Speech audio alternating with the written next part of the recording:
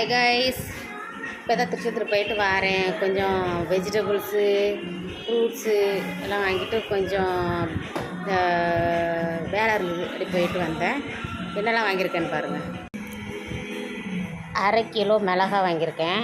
அப்புறம் 2 kilo carrot. என் பசங்க ஸ்கூலுக்கு போயிட்டு வந்தேன்னா ஒரே கேரட்டு சாப்பிடுவாங்க. அது அப்புறம் அப்படியே ஒரு சீப்பு கோழிக்கூடு வாழைப்பழம், ஒரு காலிஃப்ளவரு, இதெல்லாம் சும்மா, அதாவது மல்லி இலையும் புதினா இலையும். நான் வெறும் புதினா மல்லியில் பைத்தியம்.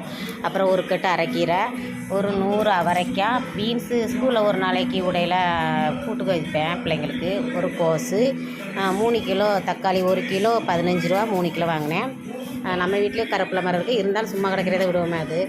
அப்புறம் 1/2 கிலோ வெண்டைக்காய், 3 கிலோ பல்லாரி, ஒரு ப்ரொக்கோலி, அப்புறம் ஒரு மாங்காய். சாலை மீன் குழம்புக்கு இப்போ சாம்பாருக்குள்ளே வெட்டி போட்டிருக்கு.